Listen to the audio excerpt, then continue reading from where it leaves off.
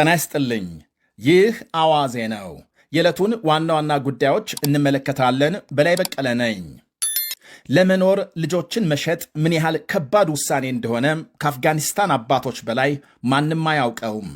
ልጆቼ ለ3 ተከታታይ ምሽት ምንም ሳይቀምሱ በባዶ ሆዳቸው ነው የተኙት።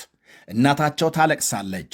ቢቸግረኝ ጎረቤቴን ቂጣ እንኳን ጋግረን እንድንቀምስ ዱቄት መግዣ ጥቂት ገንዘብ እንዲሰጠኝ በሩን አንኳኳሁ ይላል የ45 ዓመቱ ጁማ ካህን። አፍጋኒስታን ያለበትን ከፍተኛ ችግርና ሰቆቃ ማሳያ ነው። ዛሬ ከ4 ሰዎች 3ቱ የዕለት መሠረታዊ ፍላጎታቸውን ማሟላት አይችሉም። ሥራ አጥነት የከፋ ደረጃ ሲደርስ የጤና አገልግሎት እጅጉን የተዳከመ ሆኗል። የተባበሩት መንግሥታት በአሁኑ ወቅት ሀገሪቱ ለከፍተኛ የረሃብ አደጋ መጋለጧን ሲገልጽ በጥቂቱ 5 ሚሊዮን ገደማ ሕዝብ ከረሃብ ወደ ቸነፈር እየተሻገረ ነው ብሏል። ከአጠቃላዩ የሀገሪቱ ሕዝብ 10 እጅ የሚሆነው ማለት ነው። ለቀናት ምግብ ሳያገኙ መቆየት በአፍጋኒስታን እየተለመደ ነው ይላሉ የእርዳታ ሠራተኞች። በአንዳንድ የሀገሪቱ አካባቢዎች ሥራ በመጥፋቱና ወላጆች ልጆቻቸውን መመገብ ስላቃታቸው ልጆቻቸውን ለመሸጥ ይገደዳሉ። ቢቢሲ ያነጋገረው አብዱል ራሺድ የተባለ አባት ችግር ስለጸናበት ጨቅላ ሴት ልጆቹን ለመሸጥ መወሰኑን ይገልጻል።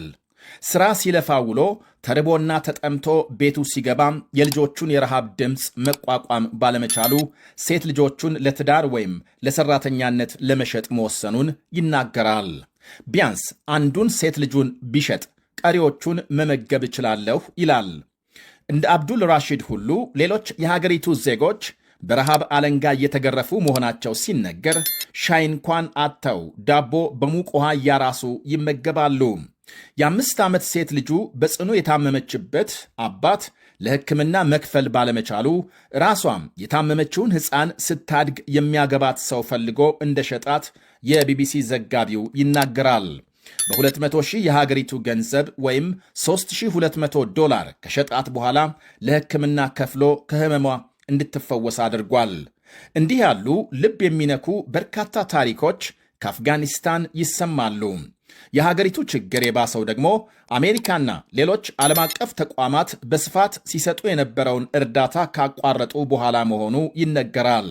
ሀገሪቱን እየመራ ያለው የታሊባን መንግሥት ሴቶች ትምህርት ቤት እንዳይሄዱ ከመከልከል ጀምሮ አፍጋኒስታንን ወደ ኋላም እየወሰደ ነው በሚል ይተቻል። ወደ ሌላ መረጃ ስናልፍ አዲስ በተቀሰቀሰው የኢቦላ ወረርሽኝ የሞቱ ሰዎች ቁጥር 131 መድረሱ ተነገረ። ከዲሞክራሲያዊት ኮንጎ የተነሳው አዲሱ የኢቦላ ዝርያ ወደ ጎረቤት ሀገሮች በፍጥነት እየተዛመተ መሆኑን ተከትሎ ጎረቤት ሀገር ሩዋንዳ ድንበር መዝጋቷ ተነግሯል። በሽታው ከታሰበው በላይ በፍጥነት እየተስፋፋ መሆኑ በርካታ ወገኖችን ለስጋት ዳርጓል። እስካሁን በኮንጎ በበሽታው የተያዙ ከ500 በላይ ሰዎች መገኘታቸው ሲነገር ምርመራው ተጠናክሮ መቀጠሉ ታውቋል። የጤና ተቋማት እንደሚሉት ይኸው አዲሱ የኢቦላ ቫይረስ መድኃኒት የሌለው መሆኑ ስጋቱን የበለጠ አሳድጎታል። የዓለም የጤና ድርጅት አዲሱ ቫይረስ በፍጥነት እየተስፋፋ በመሆኑ ጎረቤት ሀገሮች ቁጥጥራቸውን እንዲያጠናክሩ ዛሬም በድጋሜ ጠይቋል። ሰዎች እጃቸውን በንጹሕ ውሃ ደጋግመው እንዲታጠቡና አፍንጫቸውን እንዲሸፍኑም መክሯል። የቀይ መስቀል ማኅበራት አዲሱ ወረርሽኝ ማንነቱ በቶሎ ተለይቶ መከላከያ ካልተገኘ ጉዳቱ በከፋ ሁኔታ ይቀጥላል ሲሉ እያስጠነቀቁ ናቸው። የዲሞክራሲያዊት ኮንጎ ፕሬዝዳንት ፌሊክስ ቲሽኬዲ ሕዝቡ እንዲረጋጋና ራሱን በንቃት እንዲጠብቅ ጠይቀዋል። የዓለም ጤና ድርጅት ዋና ዳይሬክተር ዶክተር ቴዎድሮስ አድሃኖም በበኩላቸው በሽታው በፍጥነት እየተዛመተ መሆኑ በጣም እንዳሳሰባቸው ገልጸዋል። በበሽታው የተያዙ ሰዎች በጎረቤት ኡጋንዳ ዋና ከተማ ካምፓላ መገኘታቸውን ተከትሎ የሀገሪቱ መንግሥት ሰፊ የቁጥጥር ሥራ መጀመሩ ተነግሯል። በሩዋንዳ በሚደገፉ አማጽያን ቁጥጥር ስር በሚገኘው የዲሞክራሲያዊት ኮንጎ ትልቅ ከተማ ጎማ ቫይረሱ መሰራጨቱ ይነገራል። በርካታ የአፍሪካ ሀገሮችም አስፈላጊውን ጥንቃቄ ሥራ መጀመራቸውም ተመልክቷል። በአዲሱ የኢቦላ ቫይረስ የተያዙ ሰዎች ከ2 እስከ 21 ቀናት ምልክት የሚያሳዩ ሲሆን ትኩሳት፣ ከባድ ራስ ምታትና የጉሮሮ መከርከር እንዲሁም የጡንቻ ህመም ከምልክቶቹ መካከል ናቸው። ከዓመታት በፊት በተቀሰቀሰው ኢቦላ ወረርሽኝ 12000 ገደማም መሞታቸው ይነገራል። የአሜሪካው መሪ ዶናልድ ትራምፕ በባሕረ ሰላጤው ሀገሮች ጥያቄ በኢራን ላይ አዲስ ሊወሰድ የታቀደው ወታደራዊ እርምጃ እንዲዘገይ ማድረጋቸውን ገልጸዋል። ዛሬ የሳውዲ አረቢያ፣ የተባበሩት አረብ ኤምሬትስና የኳታር መሪዎች ባቀረቡት ጥያቄ መሠረት ሊፈጸም የታቀደውን ጥቃት ለጊዜው መቀልበሳቸውን ትራምፕ ገልጸዋል።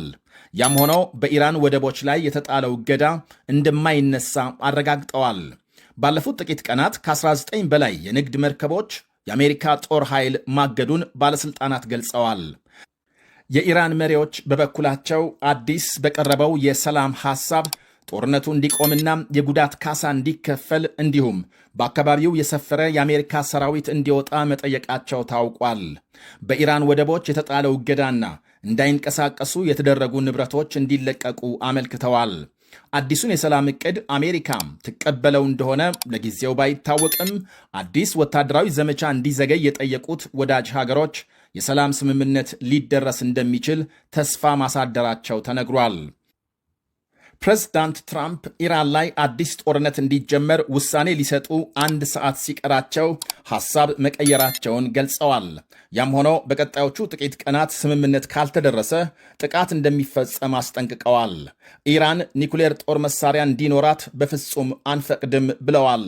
ሦስቱ ሀገሮች ሳውዲ አረቢያም፣ ኤምሬትስና ኳታር ተቀባይነት ያለው ስምምነት እንደሚደርሱ አሳምነው ጥቃቱ እንዲቀለበስ ባያደርጉ ኖሮ በአሁኑ ሰዓት የኢራን መሬት በእሳት እየነደደ ነበር ሲሉ ገልጸዋል። ፕሬዝዳንት ትራምፕ በሌላ በኩል የቻይናው መሪ ለኢራን ምንም አይነት ጦር መሳሪያ እንደማይልኩ ቃል እንደገቡላቸው ገልጸዋል። ትራምፕ ዛሬ ባሰራጩት መልእክት የቻይናው መሪ ሺ ጂንፒንግ ለገቡት ቃል አመስግነዋል። ይህ በእንዲህ እንዳለ የሩሲያው ፕሬዝዳንት ቭላዲሚር ፑቲን ማምሻውን ለጉብኝት ቻይና መግባታቸው ተነግሯል። ይህ አዋዜ ነው።